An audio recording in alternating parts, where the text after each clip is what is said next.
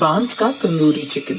ये कहानी कुछ साल पहले के एक गांव की है, जहां की सड़कों पर खुशबूदार मिट्टी और छायादार पेड़ पौधों की घनी चादर बिछी रहती थी। यहाँ के लोग हर किसी को जानते थे। गांव का राजा, राजपुरोहित, गरीब, अमीर सभी एक ही स्थान पर जाकर स्वयं भोजन करते थे। यहाँ सबसे लोकप्रिय चीज थी जो हर कोई चाहता था, बांस तंदूरी चिकन। बांस तंदूरी चिकन बेचने वाले का नाम सुंदरलाल था। सुंदरलाल गांव का सबसे अच्छा खाना पकाने वाला था। उनके अद्वितीय खाना पकाने के कौशल का कोई सानी नहीं था। वह सिर्फ चिकन ही नहीं बल्कि दाल चावल, रोटी सब्जी और कई अन्य व्यंजन भी बना सकते थे। सुंदरलाल की तंदूरी चिकन की चाहत को गांव वाले भूल नहीं पाए।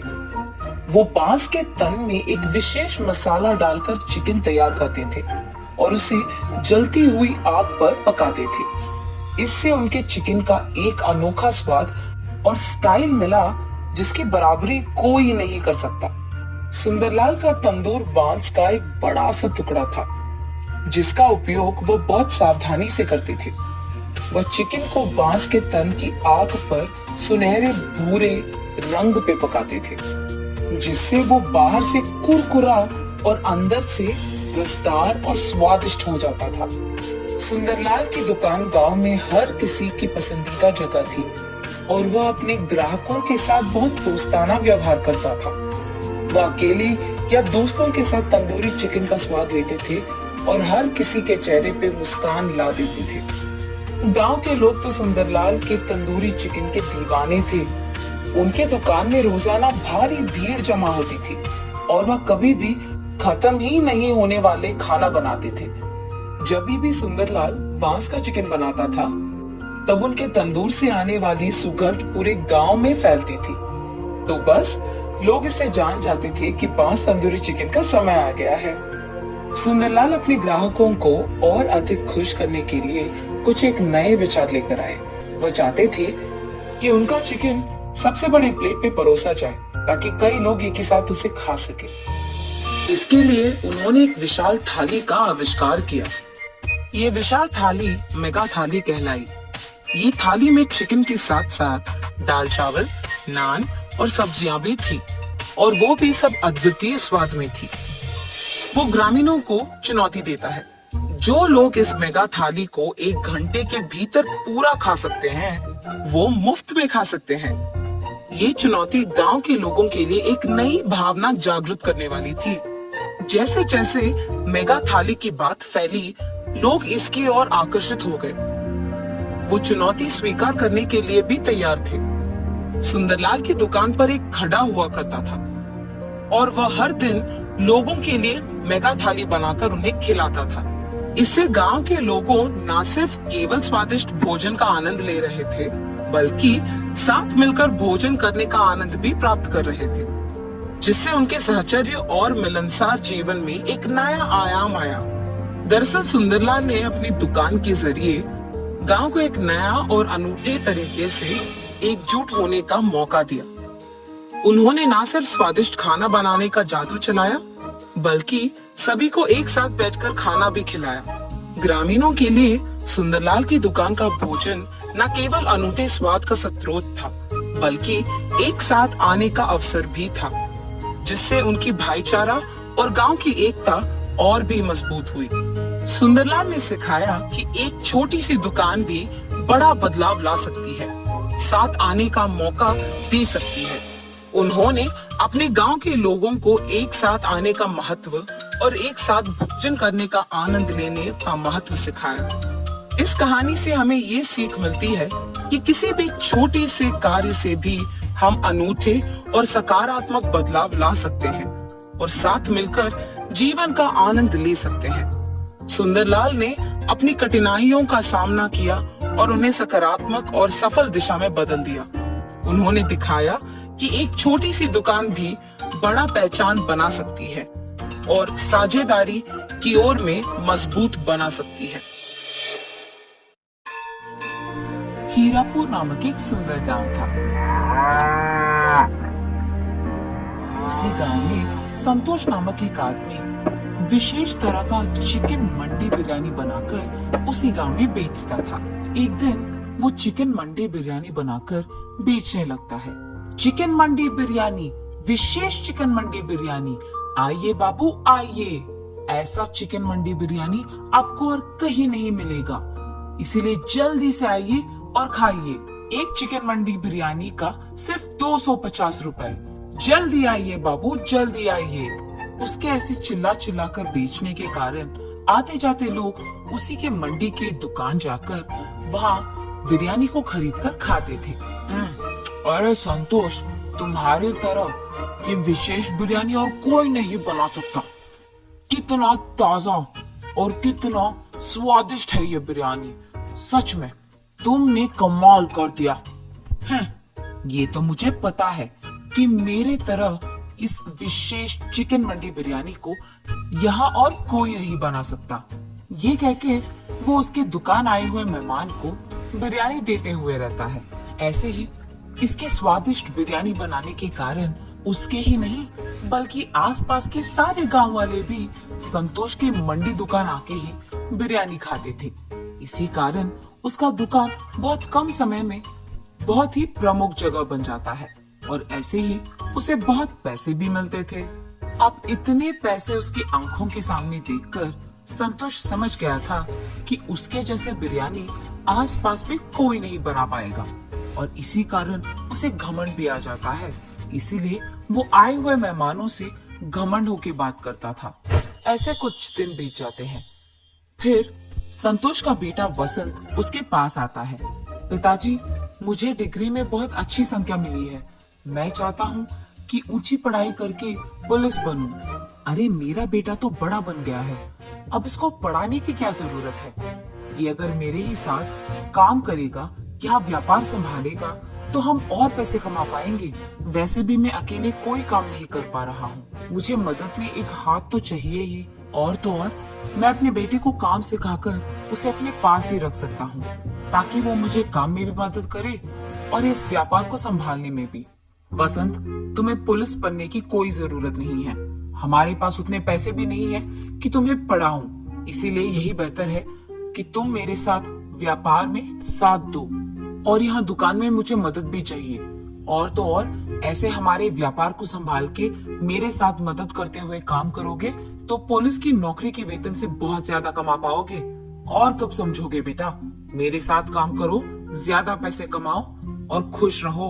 अब चुपचाप कल से यहाँ शुरू हो जाओ, ठीक है?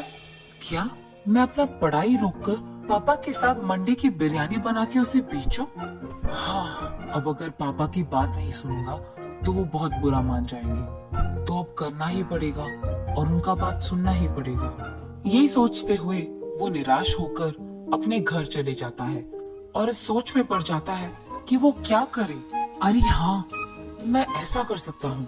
मैं पापा के साथ सुबह दुकान में उनकी मदद करूंगा और शाम को घर लौटते ही अपनी पुलिस ट्रेनिंग के लिए तैयार हो जाऊंगा। पैसे मैं पापा को पता चले बिना माँ से ले लूंगा। ऐसे तो पापा भी खुश रहेंगे और मैं भी। ऐसे ही उसके बाद उसके फैसले के मुताबिक ही वसंत दिन में अपने पापा के साथ और उनकी मदद करते हुए रहता था और रात में उसकी माँ की सहायता से पुस्तकों को खरीदकर पुलिस बनने की तैयारी करता था। ऐसे कुछ दिन बीत जाते हैं। फिर उसकी परीक्षा का वक्त आता है। परीक्षा के दिन सुबह वो उसके पिता के साथ दुकान नहीं जाता है, बल्कि वो अपना परीक्षा खत्म करके वहाँ से दुकान चले जाता है और हर रोज की तरह उसके पिता की मदद करने लगता है। लेकिन रात भर की पढ़ाई के कारण उसे बहुत नींद आने लगती है और वो दुकान में काम करने के बजाय गहरी नींद आने के कारण टेबल पे सो जाता है। टेबल पे सो जाना वसंत के पिता संतोष देखते हैं और गुस्से में उसके पास जाकर ऐसे कहते हैं, वसंत, वसंत, सुबह सुबह तुम्हें नींद क्यों आ रही है? तुम रात भर सोए नहीं?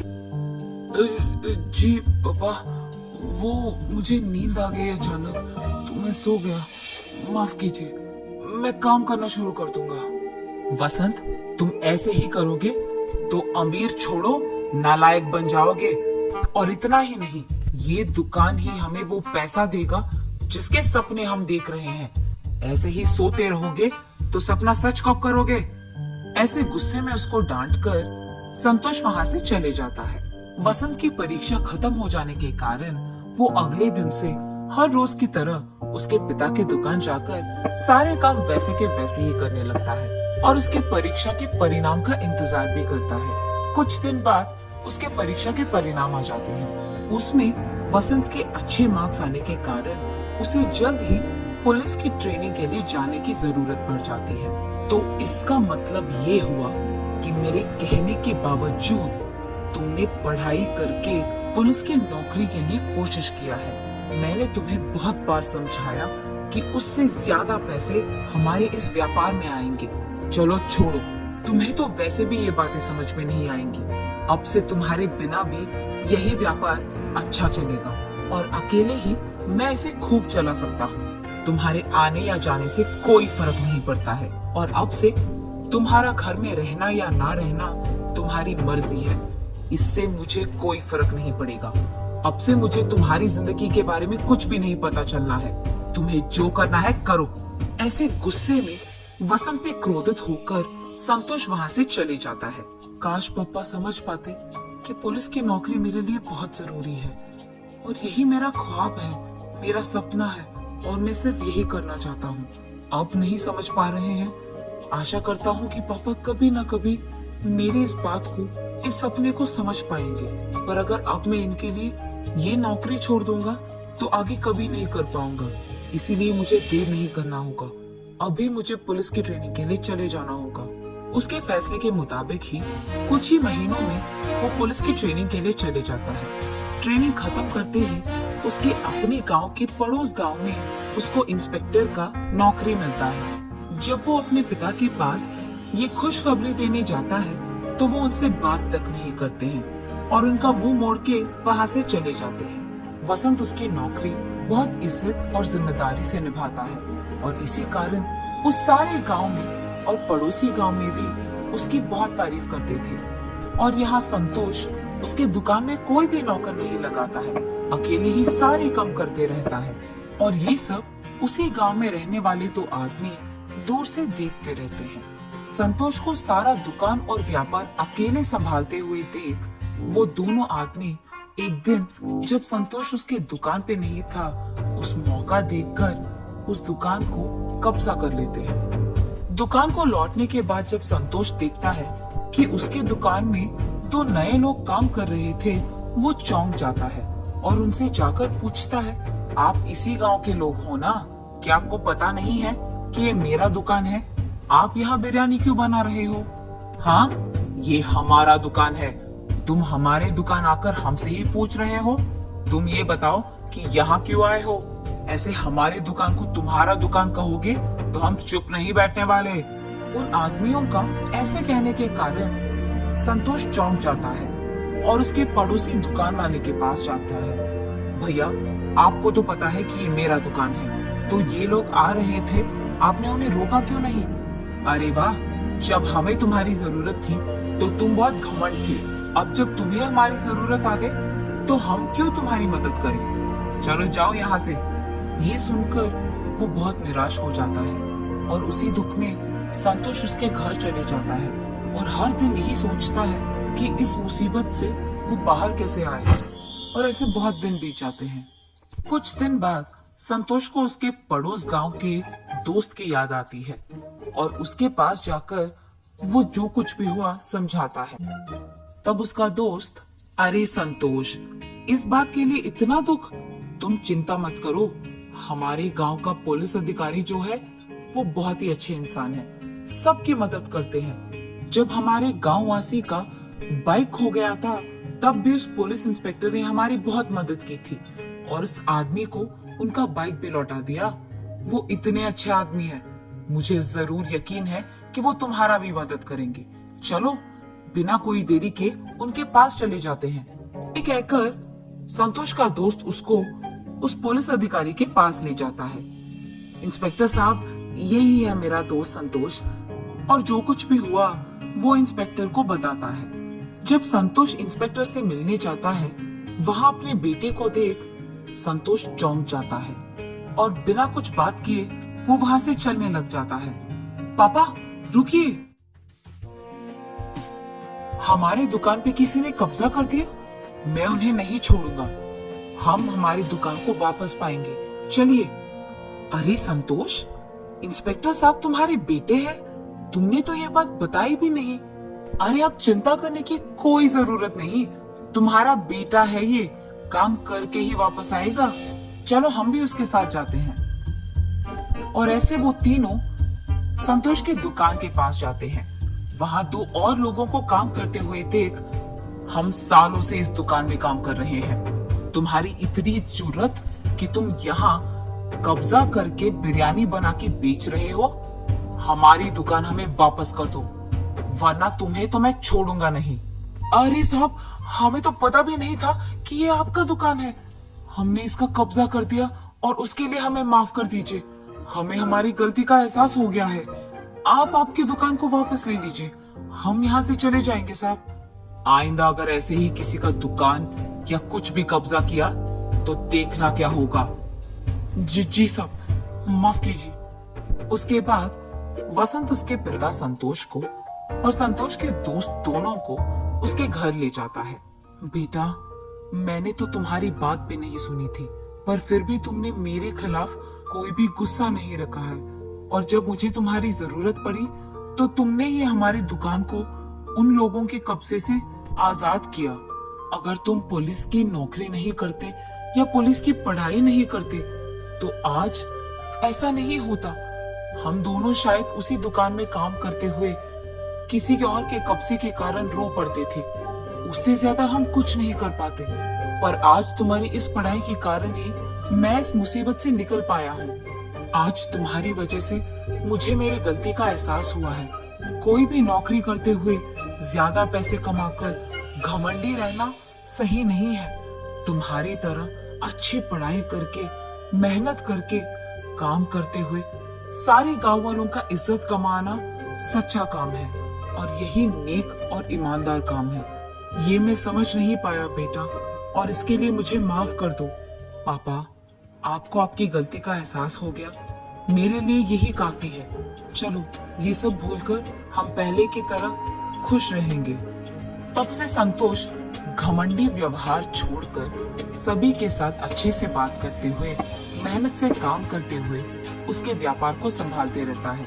और दूसरी तरफ उसका बेटा वसंत पुलिस की नौकरी करते हुए सबकी सहायता करते हुए खुश रहता है। दोनों मिलकर उनके अपने अपने काम का इज्जत करते हैं और खुश रहते हैं।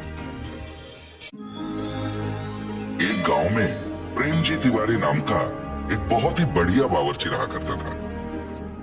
वो जिस गांव में रहता था उसी गांव के एक ढाबे में वो खाना पकाता और जिंदगी गुजारता।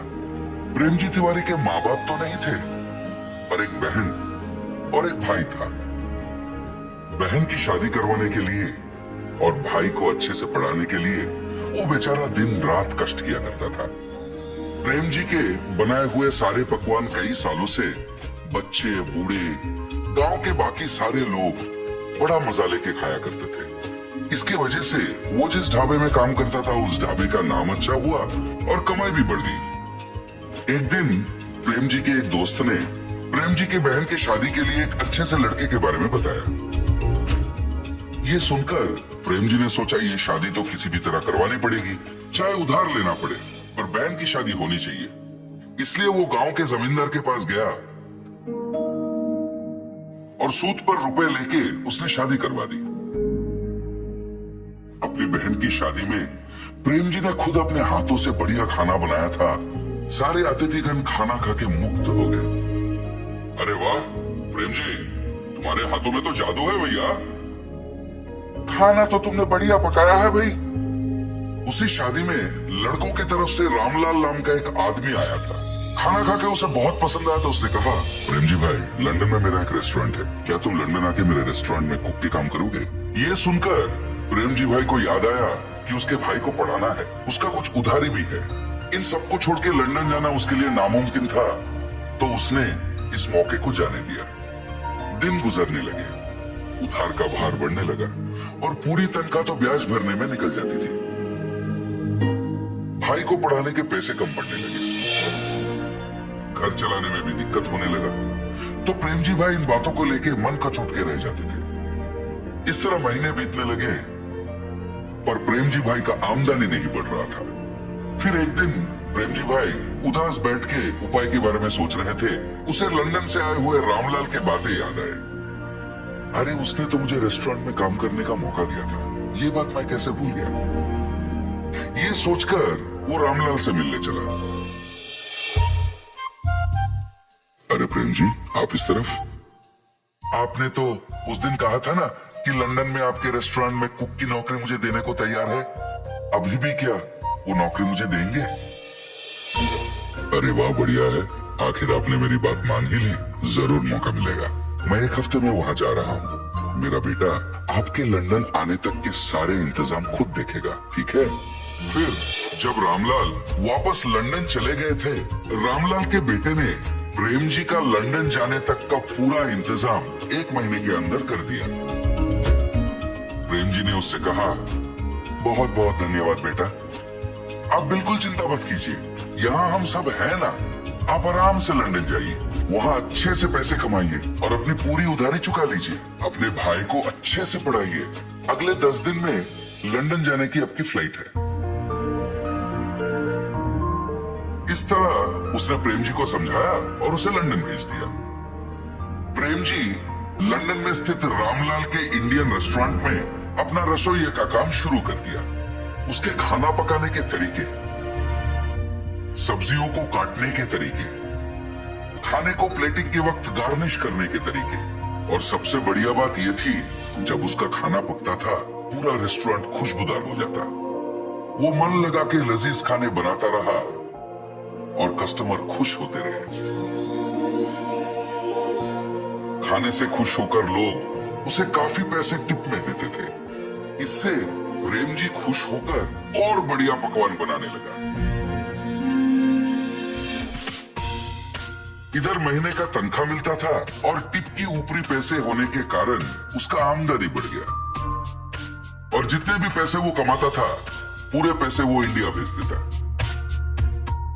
फिर रामलाल के बेटे से बात करता और उनसे कहता कि उन पैसों से उसकी उधारी चुका दे और उसके भाई को बढ़िया सा कॉलेज वगैरह में भर्ती करके पढ़ाए। इस तरह 6 महीने बीत गए। इन 6 महीनों में उसने कई बार पूछा कि मेरे भाई से फोन पर बात करवा दे, पर कोई ना कोई कारण बोलकर रामलाल के बेटे उसे टाल देता तो प्रेम जी को संदेह होने लगा। और फिर जब रामलाल अपने बेटे के साथ बात करते थे, वो चुपके से उनकी बातें सुनने लगा। एक दिन रामलाल से मिलने प्रेम जी जा ही रहे थे।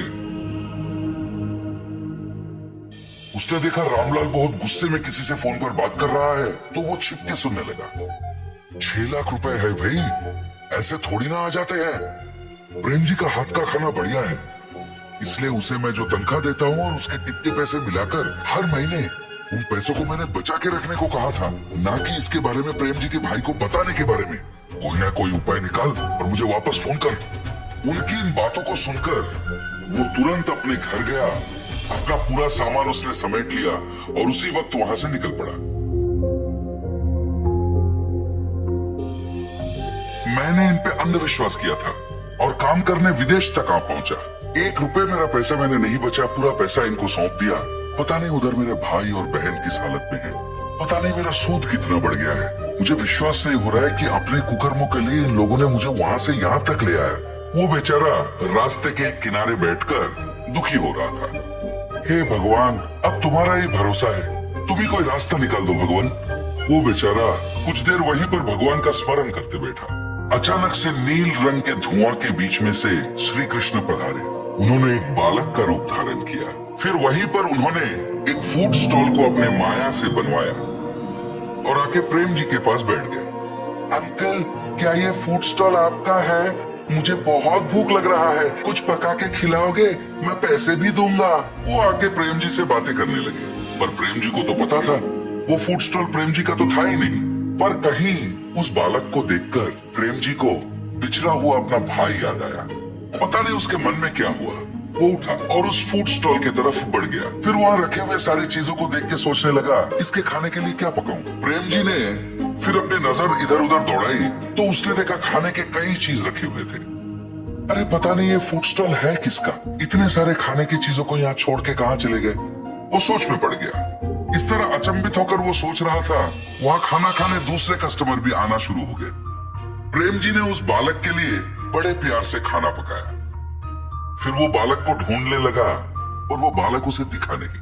और इधर वहां बैठे जो बाकी कस्टमर थे वो सारे फूड फूड फूड कहकर प्रेम जी को पुकारने लगे तो प्रेम जी उनके लिए खाना बनाने में मगन हो गए। इस तरह बिना कुछ सोचे समझे ही प्रेम जी के जीवन में एक नया मोड़ आ गया था। इसके अलावा वो फूड स्टॉल मेरा है कहने वाला कोई आगे ही नहीं आया। तो प्रेम जी ने सोचा शायद ये भगवान की मर्जी है और उन्होंने ही उसे यहाँ भेजा है। वो अपना काम में व्यस्त हो गया। रामलाल को प्रेम जी के फूड स्टॉल के बारे में पता चला तो उसे रोकने वो खुद आ पहुंचे, पर उसे पता नहीं था ये स्वयं भगवान की देन है। वो उसे कहाँ रोक पाता। इतना ही नहीं, उसका खुद का धंधा ठप होने वाला था और उसका दिवालिया निकलने वाला था।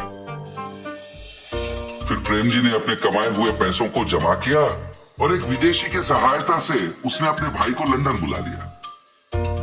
वो अपने भाई को लंदन में पढ़ाने लगा, अपनी उधारी भी चुका दी और फिर अपनी जिंदगी को वो आराम से खाना पकाते हुए जीने लगा।